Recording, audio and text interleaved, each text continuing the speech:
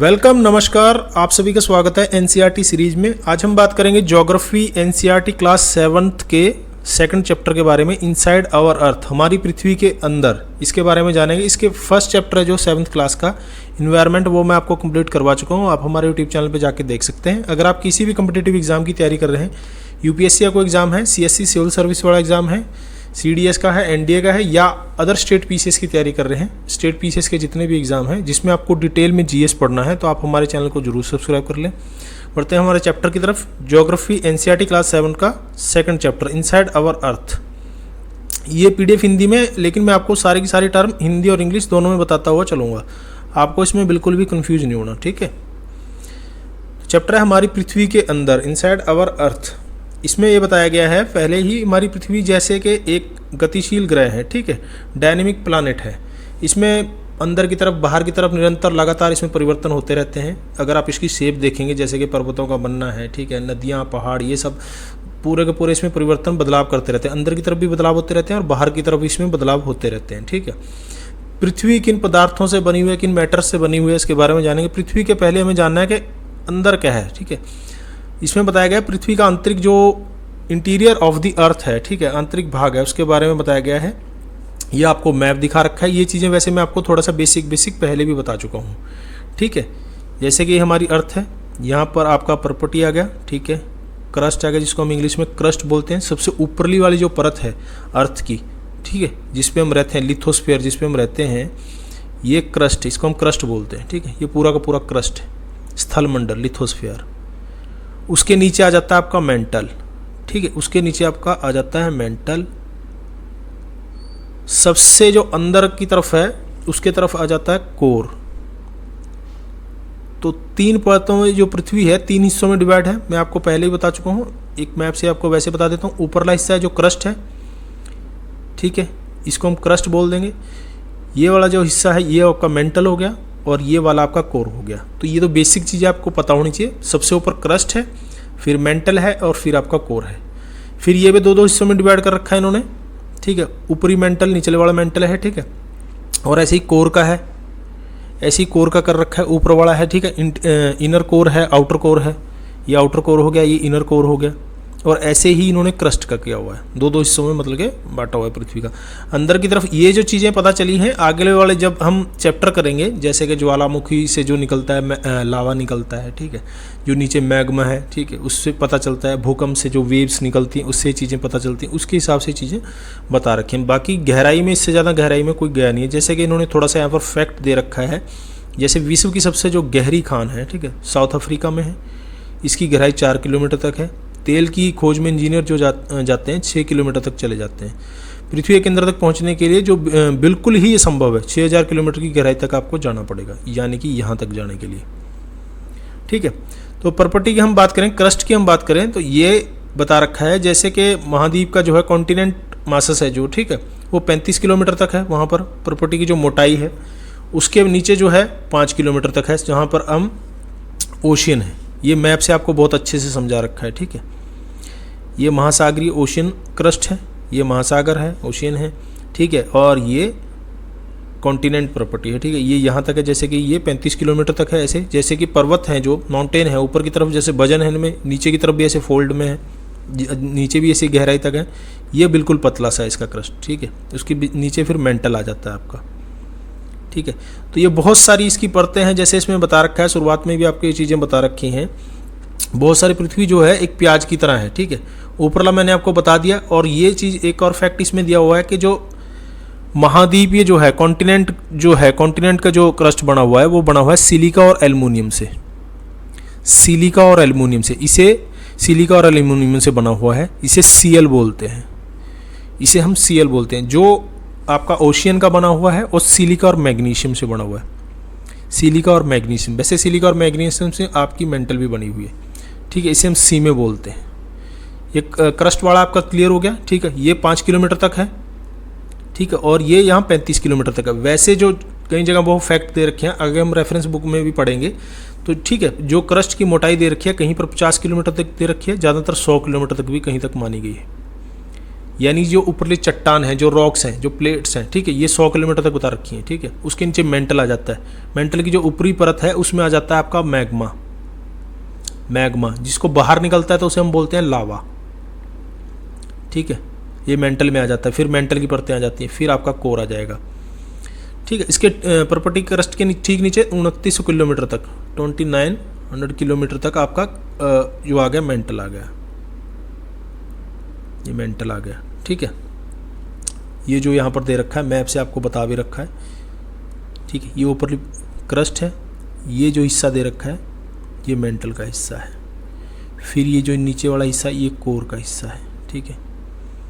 आगे एक दो चीज़ें और फैक्ट मैं आपको बता दे रखा हूँ, जैसे कि इसकी जो आपका रेडियस दे रखा है 35 किलोमीटर तक का दे रखा है, और उसके बाद जो आपका कोर का एरिया है, ठीक है, कोर का जिसको करोड़ हिंदी में करोड़ बोल देते हैं, इंग्लिश में इसे कोर बोल देते हैं, निकल और लोहे से बना हुआ है। ये फैक्ट आपको याद रखना है, निकल और लोहे से बना हुआ है, जिसे हम निफे बोल देते हैं। निकल और लोहे से बना हुआ, निकल फेरस, ठीक है, निफे बोल देते हैं। केंद्रीय कोर है जो बिल्कुल सेंटर में है, उसका टेम्परेचर है, उसका जो प्रेशर है बहुत ज़्यादा हाई होता है भाई, ठीक है। जैसे जैसे आपको पता ही है, जैसे जैसे हम धरती के अंदर चले जाएंगे तो टेम्परेचर बढ़ता चला जाएगा, ठीक है।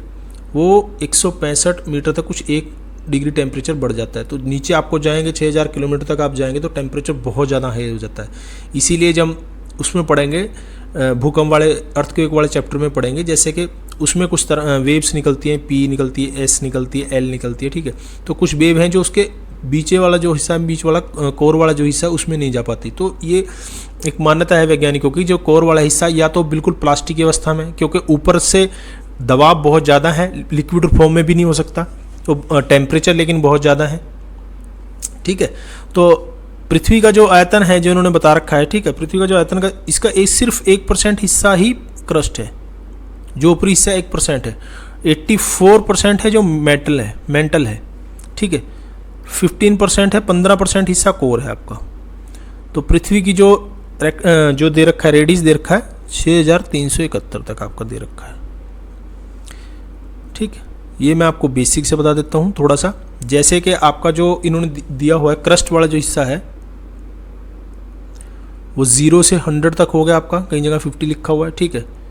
जो मेंटल वाला हिस्सा है वो आपका होगा 29 यहाँ तक हो गया, 2900 किलोमीटर तक, ठीक है।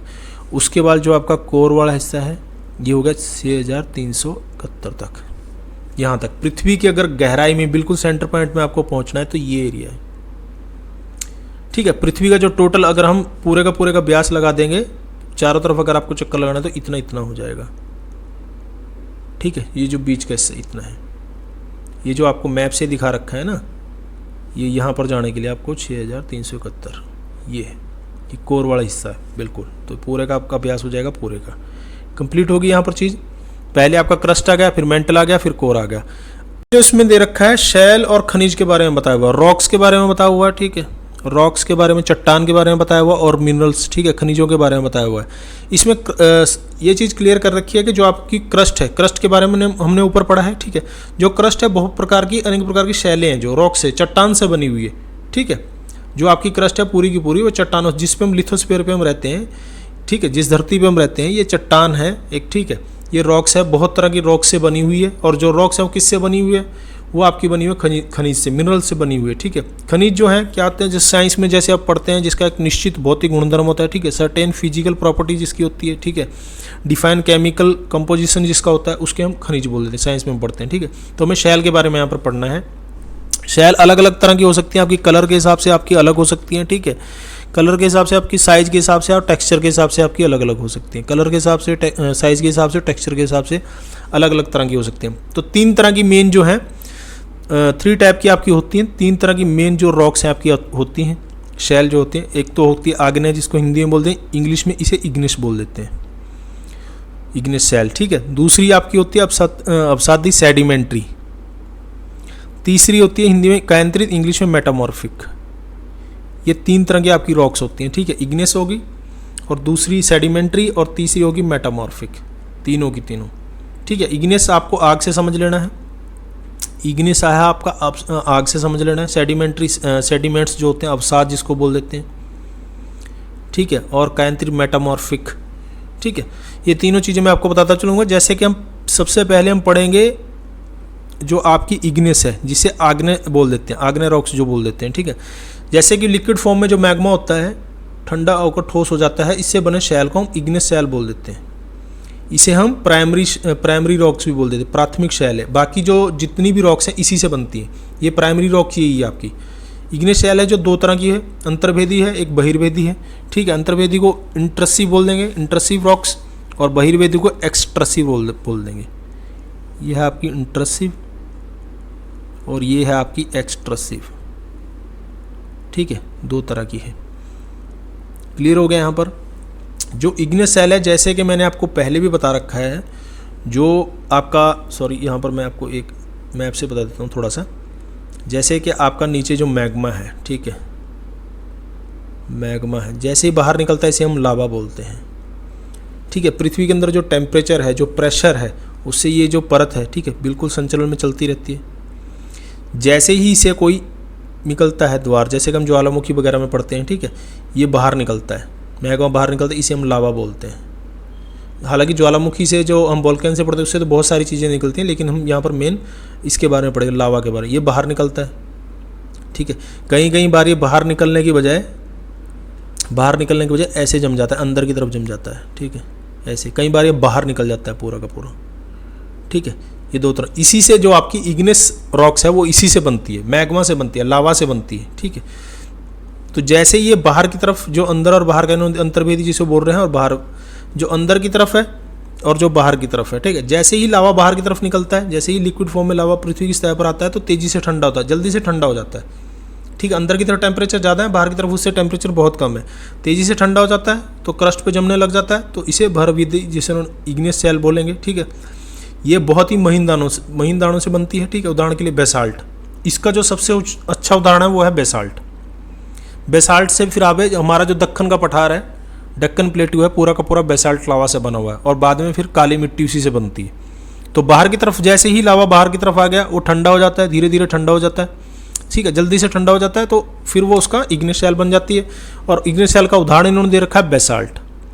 अगर ये अंदर की तरफ, जो मैंने आपको बताया था, अंदर की तरफ जमना शुरू हो जाता है, ठीक है, जैसे बाहर नहीं आ पाता, ऐसे अंदर की तरफ, क्रस्ट में ऐसे अंदर की तरफ, नीचे से आया मेंटल से और क्रस्ट में ऊपर की अंदर की तरफ जमना शुरू हो गया, तो धीरे धीरे ठंडा होता है। ठीक है, यहाँ पर एकदम से ठंडा हो गया, धीरे धीरे ठंडा होने के कारण इसके जो दाने हैं वो बड़े होते हैं। यहाँ पर दाने जो हैं बहुत ही बारीक होते हैं, यहाँ पर दाने बड़े होते हैं, तो ये ग्रेनाइट बन जाता है। ये आपको जो बाहर की तरफ जमा, ये बेसाल्ट है, जो अंदर की तरफ, धरती के अंदर की तरफ जम गया, वो ग्रेनाइट है। ठीक है, इसे हम ग्रेनाइट के पत्थर आपने देख रखे होंगे, जहाँ मसाले वगैरह कूटने के लिए, दानों का चूर्ण बनाने के लिए अब घर्षण पत्थरों के रूप में ग्रेनाइट का इस्तेमाल कर, बहुत ही मजबूत पत्थर होता है, बहुत ही मजबूत रॉक्स है आपकी। ठीक है, तो ये बाहर की तरफ बेसाल्ट है और अंदर की तरफ आपका ग्रेनाइट है। ठीक है, यहाँ पर शब्द भी दे रखे, इग्निस, लैटिन शब्द इग्निस से निकल जिसका अर्थ है अग्नि, सेडिमेंट्री शब्द सेडिमेंट से निकल जिसका अर्थ है स्थिर, मेटामॉर्फिक ग्रीक शब्द से मेटामॉर्फोस से निकला जिसका अर्थ है रूप परिवर्तन। इसे परिवर्तित चट्टान भी बोलते हैं वैसे। क्लियर हो गया, इग्निस वाला आपका क्लियर हो गया। उसके बाद क्या होता है, उसके बाद इग्निस से जो बनती है आपकी, बनती है कौन सी, सेडिमेंट्री, अब सादी सहज जिसे बोलते हैं। देखिए, शैल लुढ़क कर, चटक कर, यह एक दूसरे से टकरा जाती है। ठीक है, उसमें बदलाव होता है पूरा का पूरा, जैसे कि टूट गई एक जगह से, रोल डाउन हो गई, ठीक है, क्रैक हो गई, हिट हो गई, तो उससे टूट कर छोटे छोटे टुकड़ों में बढ़ जाती है। इनको हम सेडिमेंट्स बोलते हैं, अवसाद बोलते हैं। ये हवा के द्वारा, जल के द्वारा, जो मैं आपको पहले बता चुका हूँ, इनके द्वारा रूप परिवर्तन होता है, एक स्थान से दूसरे स्थान पर जमा हो जाते हैं। ठीक है, एक जगह इकट्ठे होने लग जाते हैं, फिर उसके बाद कठोर रूप में, सॉलिड रूप में शैल बन जाती है। ठीक है, इसका सबसे अच्छा अवसादी शैल जिसे बोलते हैं। उदाहरण के लिए जैसे कि बलुआ पत्थर है। ठीक है, जैसे कि बलुआ पत्थर है आपका, ठीक है, सैंडस्टोन जिसे इंग्लिश में बोलते हैं, सैंडस्टोन, रेत के दानों से बना हुआ है। यह आपका ग्रेन ऑफ सैंड, रेत के दानों से बना हुआ है।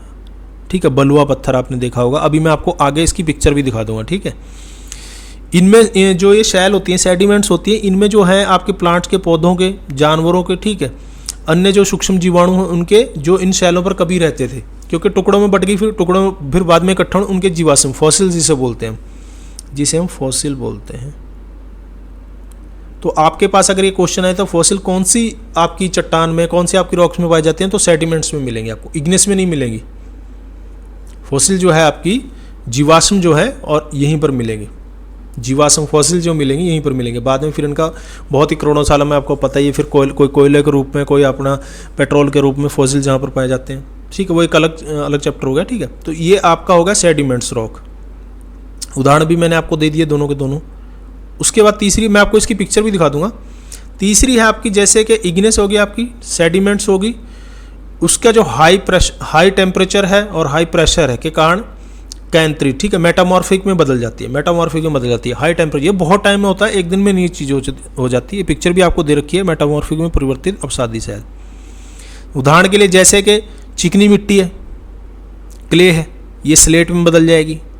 चूना पत्थर है आपका, ठीक है, लाइमस्टोन है, तो ये किस में बदल, ये संगमरमर में बदल जाएगा।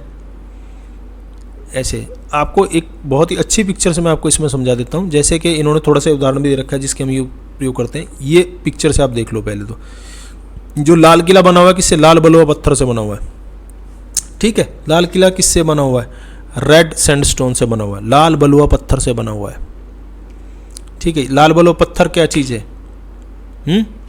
लाल बलुआ पत्थर क्या है। उसके बाद आपका ताजमहल है, ताजमहल किससे बना हुआ है, सफ़ेद संगमरमर से बना हुआ है, सफ़ेद संगमरमर से आपका बना हुआ। ये इनके उदाहरण आपको यहाँ पर दिए हुए हैं, जैसे कि चूना पत्थर बन गया आपका संगमरमर, ठीक है।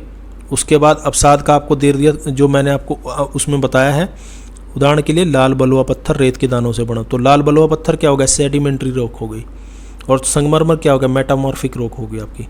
और ये दोनों के दोनों आपको इसमें उदाहरण इन्होंने दे दिए हैं, ठीक है।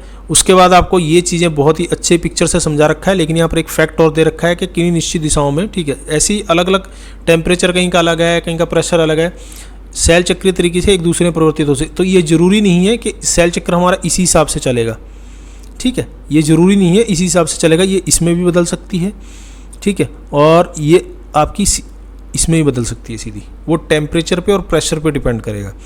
लेकिन आपको ये बेसिक से समझना है। ये जो मैप है अगर आप समझ लिया तो आपको कभी नहीं इसमें बोलोगे। जैसे कि आपके ये मैग्मा है, नीचे जमा होता है, ये बाहर की तरफ ऐसे आ गया, बाहर की तरफ आ गया तो बेसाल्ट बन गया, अंदर की तरफ रहा तो ग्रेनाइट बन गया।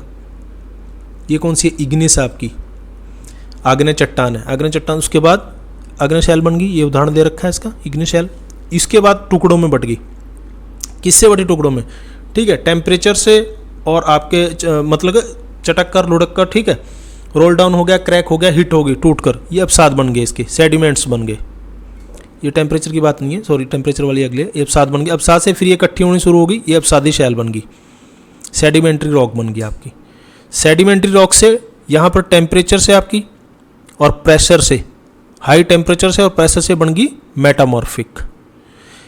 लेकिन और जो सेडिमेंट्री रॉक है सीधी इग्निस में बदल, हर से ज़्यादा टेम्परेचर हो जाएगा तो पिघली अवस्था में भी हो सकती है, पिघल भी जाएगी, ठीक है। ये मैग्मा फॉर्म में, लिक्विड फॉर्म में भी, लावा के फॉर्म में भी चली जाएगी। और ये जो मेटामॉर्फिक है इसके भी टुकड़े हो सकते, सेडिमेंट्स हो सकते हैं। और ये इग्निस शैल है सीधी की सीधी इसमें भी बदल सकती है, ये टेम्परेचर से बदलेगी और प्रेशर से बदलेगी। अगर शैल आपकी रॉक्स है टूट गई है, चटक गई है, लुढ़क गई है तो आपकी बनेगी सेडिमेंट। टेम्परेचर से जो बनेगी आपकी बनेगी सीधी की सीधी मेटामॉर्फिक। और हद से ज़्यादा आपका टेम्परेचर बढ़ जाएगा तो सीधी की सीधी लिक्विड फॉर्म में आपके मैग्मा में भी और ग्रेनाइट में इसमें भी बदल सकती है, ठीक है। तो बेसिक जो चक्कर है वो आपका ऐसे है, ये आपकी इग्नेस हो गई, ठीक है, फिर ये आपकी सेडिमेंट्री होगी और फिर ये आपकी मेटामॉर्फिक होगी। ये सर्कल जो बेसिक है वो ऐसे चलेगा, ठीक है। ये आपको मैं 7th क्लास के हिसाब से बता रहा हूँ, आगे हम पढ़ेंगे आगे के चैप्टर में, और मतलब कि जब हम नेक्स्ट कक्षाओं के पढ़ेंगे 8 से उनके, उसमें भी ये चैप्टर आएंगे, बहुत बार रिपीट होते हैं एनसीईआरटी में, तो आपको बहुत ज़्यादा डिटेल में चीज़ें आ जाएंगी। यहाँ पर बेसिक है, फिर यहाँ पर थोड़ा सा जो आपको दे रखा है, ये शैल विभिन्न खनिजों से बनी हुई हैं, जो मैं आपको पहले ही बता चुका हूँ। खनिज जो है प्रकृति नेचुरल रूप से पाए जाने वाले ऐसे पदार्थ हैं, ऐसे मैटर हैं, ठीक है, जिसका निश्चित भौतिक गुणधर्म होता है, निश्चित रासायनिक मिश्रण होता है।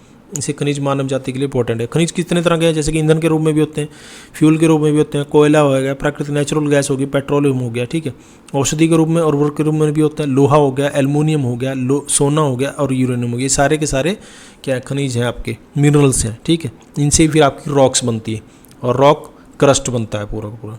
ये मैं आपको चैप्टर पूरा करवा चुका हूँ, फिर भी आपको कोई डाउट रह गया तो बता देना। और ये जो अभ्यास के प्रश्न है ये आप लगा लोगे तो आपकी मेंस की तैयारी अच्छे से हो जाएगी। आप किसी भी एग्जाम की तैयारी कर रहे हो और ये वाले ज़रूर लगा लेना, ये सीधे सीधे मार्क करने वाले हैं, ठीक है। फिर आपको थोड़ी सी एक पिक्चर और आ जाएगी यहाँ पर, ये दे रखी है जो आपके मिनरल से बनते हैं, जैसे कि कढ़ाई है, तवा है, ठीक है, घंटी है, हथौड़ा है, आभूषण है, दीप है। ये आप देख मैप से आपको ज़्यादा अच्छे से समझ में आ जाएंगे फैक्ट। यहाँ पर आपका चैप्टर कंप्लीट हो गया। आज आपको आज का चैप्टर कैसा लगा इसमें के बारे में ज़रूर बताना। देखने और सुनने के लिए धन्यवाद। जय हिंद, जय भारत, वंदे मातरम।